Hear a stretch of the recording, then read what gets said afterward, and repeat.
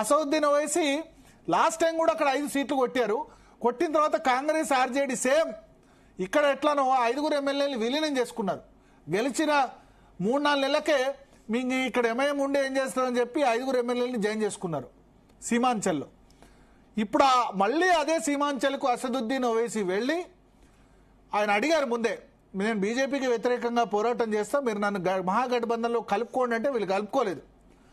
So విధి లేక ఒంటరిగా పోటీ చేసి ఓవైసీ బీహార్లో సత్తా చాటారు. కిషన్గంజ్ జిల్లా బంగ్లాదేశ్కు సరిహద్దులో ఉంటుంది.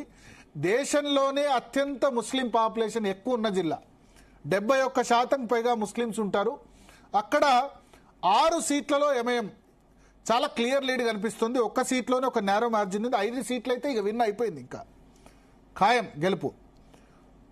ఈ కాంగ్రెస్ ఆధిక్యంలో ఉన్న 3 చోట్ల ఈ రెండు కూడా కిషన్గంజ్ జిల్లానే మనకు కనిపిస్తున్నాయి. కిషన్గంజ్లో మాత్రమే కనిపిస్తున్నాయి. కిషన్గంజ్ అండ్ ఆరారియాలో మాత్రమే కనిపిస్తుంది.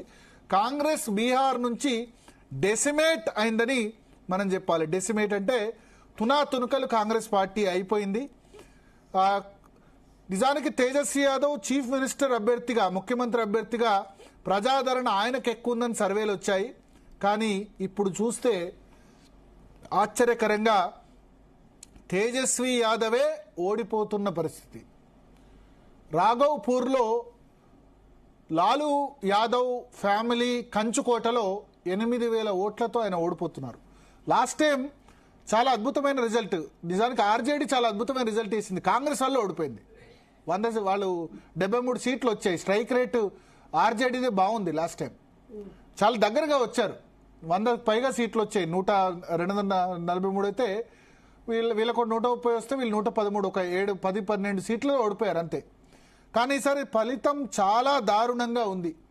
అంటే దీన్ని బట్టి మనకేం అర్థమవుతుంది, 240 సీట్లు వచ్చిన తర్వాత ఎన్డీఏ నరేంద్ర మోడీ ఆయన కూడా పాఠాలు నేర్చుకున్నారు.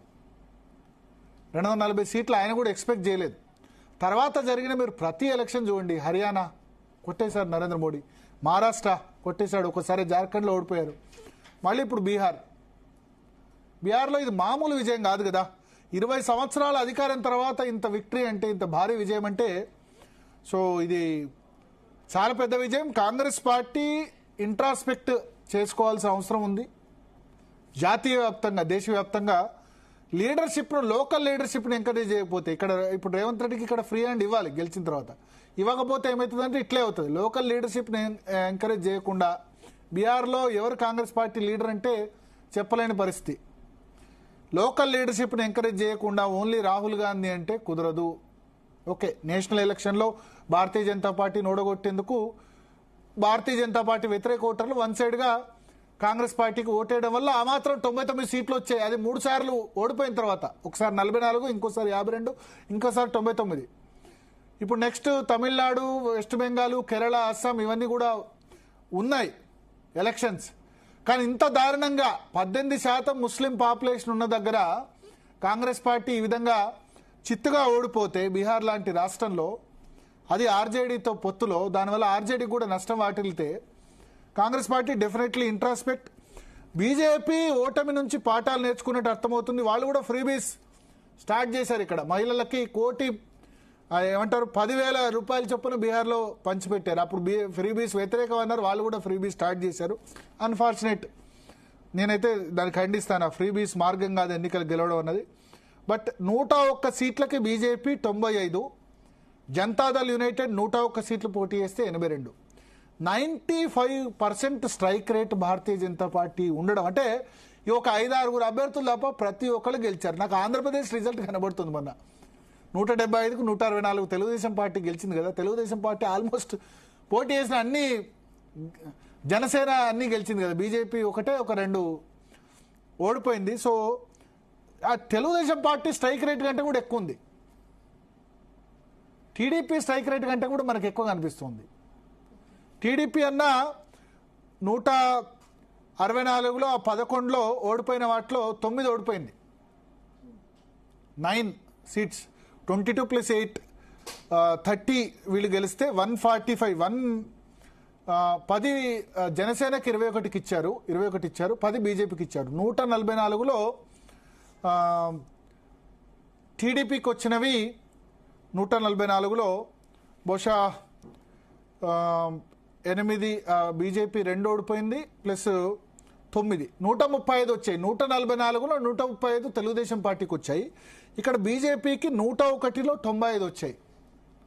So it's more than strike rate than టీడీపీకి మన ఆంధ్రప్రదేశ్లో వచ్చిన స్ట్రైక్ రేట్ కంటే భారతీయ జనతా పార్టీకి ఎక్కువ ఉంది. జనతాదళ్ యునైటెడ్ యాజ్ యూజువల్ 82, 19 సీట్లు ఓడిపోయారు అంతే. ఆర్జేడీ చాలా దారుణంగా దెబ్బతింది 25. లోక్ జనశక్తి పార్టీ చిరాగ్ పాస్వాన్కి 20 సీట్లు వచ్చిన పరిస్థితి. సో చాలా చాలా చాలా బీహార్ ఫలితాల నుంచి కాంగ్రెస్ చాలా చాలా నేర్చుకోవాల్సిన అవసరం అయితే ఖచ్చితంగా మనకు కనబడుతుంది. ఓవరాల్గా ఇది game changer election for Bharatiya Janata party. ఒక విధంగా చెప్పాలంటే మళ్ళీ నితీష్ కుమార్ని ముఖ్యమంత్రి చేస్తారు.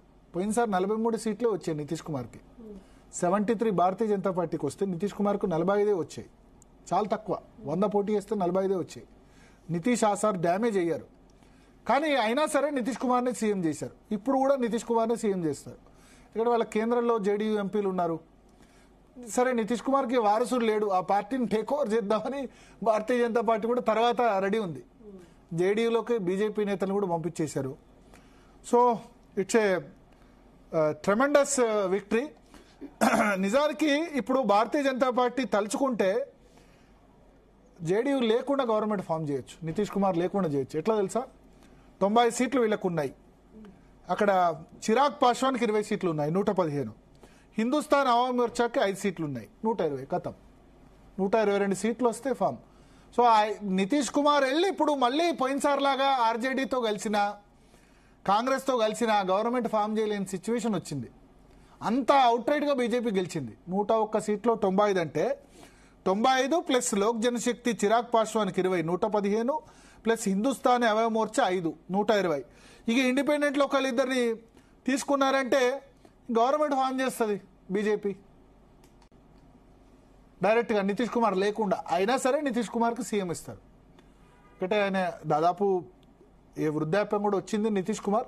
ఇప్పుడు వృద్ధాప్యం వచ్చినా మాటలు తక్కువ, చేతలు ఎక్కువ.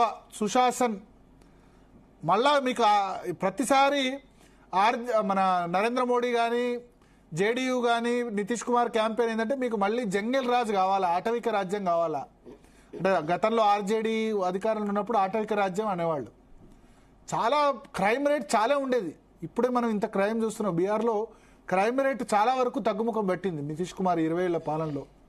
సరే ఆర్థికంగా ఇంకా కొంత వెనుకబడి ఉన్నా గతంతో కంటే పోలిస్తే బీమారు స్టేట్స్ అనేవాళ్ళు బీహార్, మధ్యప్రదేశ్, రాజస్థాన్, ఉత్తరప్రదేశ్